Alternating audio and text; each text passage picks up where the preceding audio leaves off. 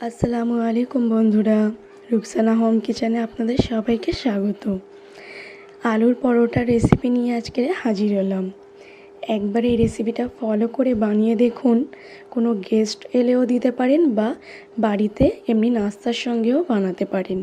যে কেউ খেয়ে বলবে, বাহ, কোথা থেকে এই আলুর পরোটাটা শিখেছো। সেই জন্য বলছি যে আমার বন্ধুদের সঙ্গে আমি শেয়ার করে নিই, আর আমার বন্ধুরাও যদি ট্রাই করতে পারে তাহলে আমি খুব খুশি হব। তা ভিডিওটা পুরোটাই দেখতে থাকুন। কিভাবে বানাবো স্টার্ট করা যাক। আমি 700 গ্রাম ময়দা নিয়েছি। আমি একটা বাটিতে দিয়ে দেখিয়ে দিলাম। 3 বাটি নিয়েছি ফুল, হাফ বাটি 1 বাটি নিয়েছি।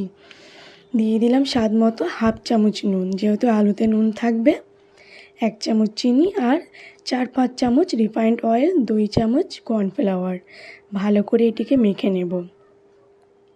ভালো করে মেখে নিয়ে অল্প অল্প পানি দিয়ে এই ডোটা তৈরি করে নেব।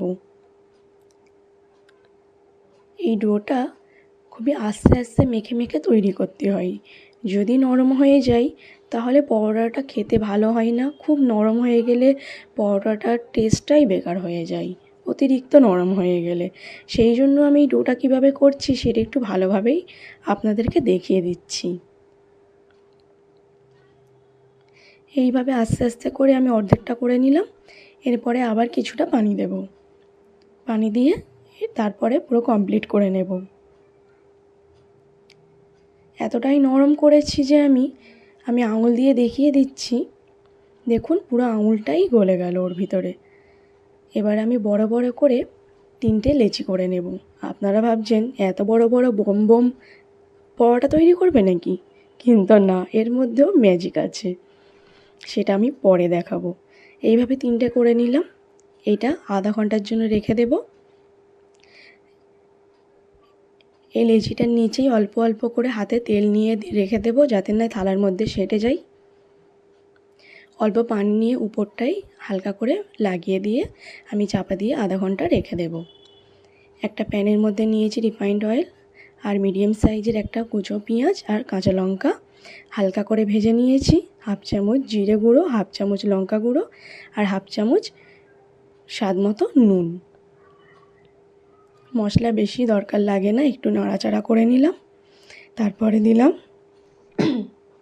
টমেটো কুচো, একটা মিডিয়াম সাইজের টমেটো কুচো আর ধনে পাতা। এরপরে আমি দিয়ে দেবো, টমেটোটা একটু গলিয়ে নিয়েছিলাম। একটু গলিয়ে নিলে এরপরে আমি দেবো চিলি ফ্লেক্স আর অরিগানো আন্দাজ মতো। আপনাদের কাছে চিলি ফ্লেক্স আর অরিগানো না থাকলে কোনো চিন্তা নেই, আপনারা এর মধ্যে 5 ফোড়নের গুঁড়ো দিয়ে বানিয়ে নিতে পারেন। আমার কাছে যখন না থাকে আমি 5 ফোড়ন দিয়েই তৈরি করে নিই, খুবই টেস্টি হয়। 4টে মিডিয়াম সাইজের আলুকে সিদ্ধ করে রেখেছিলাম, ঠান্ডা করে নিয়েছি আর ম্যাশ করে রেখেছিলাম, সেটি দিয়ে মাখিয়ে নেব। আর একটু নুন দিলাম, নুনটা আমার কিছুটা কম ছিল, আপনারাও এরকম নুনটা চেখে দেখে নেবেন। এর মধ্যে দিয়ে দেবো 1 চামচ পাতিলেবুর রস। এটা দিলে টেস্টটা খুবই সুন্দর হয়, আপনারা চাইলে অ্যাভয়েডও করতে পারেন। হয়ে গেছে আমার আলুটা কমপ্লিট, ঠান্ডা করার জন্য রেখে দেব। এবারে ময়দাটা আমি যেটা বললাম ম্যাজিক আছে সেটাই দেখাবো। খুব বড় বড় করে রেখেছিলাম, নরম হয়ে গিয়ে আর একটু বড় হয়ে গেছে। সেগুলো সাইডে অন্য একটা থালার মধ্যে রেখে দেব। এই থালাটার মধ্যে কিছুটা রিফাইন্ড অয়েল দিয়ে থালাটাই মাখিয়ে নেব। তারপর বড় লেচিটা দিয়ে আস্তে আস্তে করে আমি হাত দিয়ে এটাকে বাড়িয়ে নেব। আমরা এটাকে বাড়ানো পরোটা বলি। আপনারা এই প্রসেস পর্যন্ত যে লেচিটা আমরা তৈরি করব শুধু এটিকে ভেজে খেতে পারেন। দিয়ে দিলাম 1 চামচ ডালডা, একটু বেশি করেই দিয়েছি, আপনারা চাইলে অল্প করেও দিতে পারেন। এরকম করে মেখে বেরিয়ে নিয়ে আমরা এমনি পরোটাটা তৈরি করে খেতে পারি, বিনা আলু দিয়ে বা আলু ছাড়া। এইভাবে আস্তে আস্তে করে পাতলা করে বেরিয়ে নেব। তারপরে ভাঁজ দিয়ে নিয়ে ছোট ছোট করে লেচিগুলোকে কেটে নেব।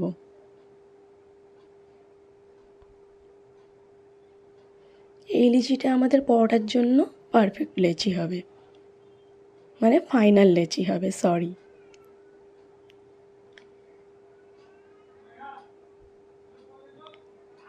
একটু বড় বড় করেই নিয়েছি, আপনারা চাইলে ছোট ছোট করে তৈরি করতে পারেন। এটা একটা পরোটা খেলে একজনের পেট আরামেই ভরে যাবে। এইভাবে আমি দুটো দেখিয়ে দিলাম। সবগুলো হয়ে গেছে আমার। এটার জন্য আমি আধ ঘন্টা রেখে দিয়েছিলাম। আধা ঘন্টা রেখে দিয়ে সেট করে নিয়েছি। এবারে বাটির মতো করে একটু খেলিয়ে নেব। খেলিয়ে নিয়ে আমি ম্যাশ করে রেখেছিলাম চিজ। আমি এতে চিজ দেব, আপনারা চাইলে চিজ নাও দিতে পারেন। আমার বাচ্চার যেহেতু চিজটা পছন্দ, সেই জন্য আমি চিজটা এর মধ্যে দিচ্ছি। আর আলুর পুরটা দিয়ে দিলাম আন্দাজ করে, যাতে না পুরটা বাইরে বার হয়ে যায়, বা এতও কম দেবেন না যে টেস্টি লাগবে না। ভিতরে আলুটা থাকলে বেশিরভাগই খুব সুন্দর হয়, আর এই চিজ দেওয়ার কারণে দ্বিগুণ হয়ে যায়। দেখুন এবারে তো একটি বোম লাগছে। একটা পরোটাই বললাম একজনেরই পেট ভরে যাবে। আমার সবগুলো হয়ে গেছে।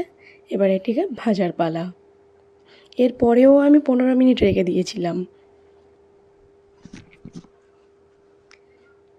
কিছুটা রিফাইন্ড অয়েল নিয়েছি, আপনারা এটা বাটার দিয়েও ভেজে নিতে পারেন। একটা থালায় আমি কিছুটা হাত দিয়েই বেলে নিয়েছিলাম। তারপরে প্যানের মধ্যেই আমি বড় করে বাড়িয়ে নিলাম। এটিকে বেলার কোনো দরকার নেই, হাত দিয়ে সহজেই হয়ে যাবে। উল্টে পাল্টে একটা দিক সেঁকে নিলাম, সেঁকে নিয়ে আর একটা দিকে হালকা করে সেঁকে নিলাম। তারপরে আবার রিফাইন্ড অয়েল দিয়ে ভেজে নেব। এপিট ওপিট করে হালকা ব্রাউন করে নেব। ব্রাউন করে নিয়ে খুবই লাল লাল লাগবে যখন, তখনই উল্টে পাল্টে নিয়ে ফাইনাল হয়ে যাবে ভাজাটা। পুরো আমি দেখিয়ে দিচ্ছি। দেখুন কতটা কালারফুল লাগছে, দেখেই মনে হচ্ছে খেয়ে নিই। একবার বানিয়ে দেখবেন, আপনারা বাধ্য হবেন বারবার বানিয়ে খেতে, এত টেস্টি হয়। আপনার বাচ্চাকে আপনি টিফিনেও দিতে পারেন। এবারে সার্ভ করার পালা। সসের সঙ্গে সার্ভ করে নিলাম। খুবই সুন্দর হয় আর নরম হয়। এইভাবেই বানিয়ে ফেলুন, একবার ট্রাই করে দেখুন। আমাকে সাবস্ক্রাইব করতে ভুলবেন না, তবেই পরের ভিডিও আপনাদের কাছে খুব শীঘ্রই পৌঁছে যাবে।